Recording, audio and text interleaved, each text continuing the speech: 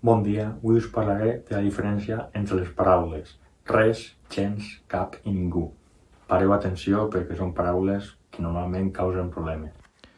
Bé, comencem amb res. Res és un pronom indefinit i, per tant, no acompanya cap substantiu. En oracions negatives, que és on més s'utilitza, és sinònim de cap cosa. Per tant, si tu dius no he fet res, és sinònim de no he fet cap cosa. Res també es pot utilitzar en oracions condicionals, interrogatives i dubitatives. I en aquests casos significa alguna cosa, és sinònim d'aquesta expressió. Per tant, vols res més és sinònim de vols alguna cosa més. En una oració condicional podríem dir si volguera res més t'ho diria. Doncs això és sinònim de si volguera alguna cosa més t'ho diria. Bé, continuem ara amb gens. Gens i res són dues paraules que creen confusió i és molt important distingir quan podem utilitzar una paraula o quan podem utilitzar l'altra. Bé, aquesta confusió es crea quan utilitzem gens en oracions negatives com a adverbi, ja que en castellà també significa nada, al igual que res. Aleshores, com podem diferenciar gens i res? Bé, gens és sinònim de en absolut i res, com he dit abans, és sinònim de cap cosa. Aleshores, mireu els exemples.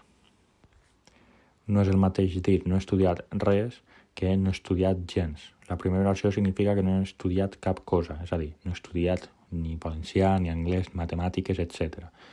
En canvi, la segona oració significa que no he estudiat en absolut, és a dir, no he estudiat en absolut per a una matèria en concret. Bé, un altre exemple podria ser no has menjat res i no has menjat gens. Bé, per aquest segon exemple vull que us imagineu que hi ha dues persones que acaben de dinar i tenien espaguetis i pollastre. Doncs si una persona li diu a l'altra que no ha menjat res, significa que no ha menjat cap cosa, és a dir, ni espaguetis ni pollastre. En canvi, si li diu que no ha menjat gens, significa que no ha menjat en absolut, quantitat zero. Bé, gens també pot utilitzar-se com a adjectiu invariable, és a dir, en aquest cas sí que aniria acompanyat d'un substantiu.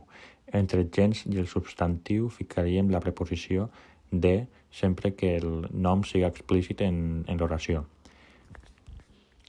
El significat de gens en aquest cas és molt similar. Significa quantitat zero, quantitat inexistent, grau nul.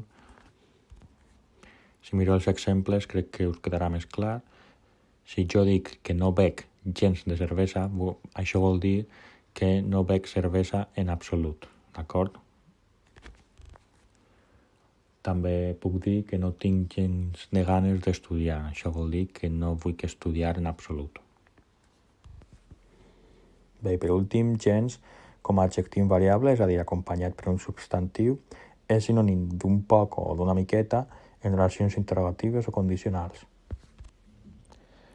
Per tant, és el mateix dir si tinguera gens de vergonya no faria aquestes coses i si tinguera un poc de vergonya no faria aquestes coses. Bé, passem ara a cap. Cap és una paraula que sempre va seguida d'un substantiu i que en oracions negatives, que és on més s'utilitza, és sinònim de ni un. Per exemple, si jo dic no he comès cap delicte, és el mateix que no he comès ni un delicte. Cap també pot utilitzar-se en oracions interrogatives, dubitatives i condicionals. En aquests casos és sinònim de algun. Aleshores, si jo dic si has comès algun delicte, dis-meu, és sinònim de si has comès cap delicte, dis-meu. És molt important saber que cap s'utilitza sempre amb noms comptables i gens s'utilitza sempre amb noms no comptables. Per últim, tenim el pronom ningú, que considera que ja no és tan problemàtic com els altres tres mots, però també crec que és important comentar-lo. En la majoria de casos és sinònim de cap persona. Aleshores, si jo dic no he vist ningú, és el mateix que no he vist cap persona. Quan s'embolica la cosa és quan l'utilitzem en oracions interrogatives, dubitatives o condicionals, ja que en aquestes frases ningú és sinònim d'algú. Aleshores, si tu dius no sé si vindrà ningú, és el mateix que no sé si vindrà algú.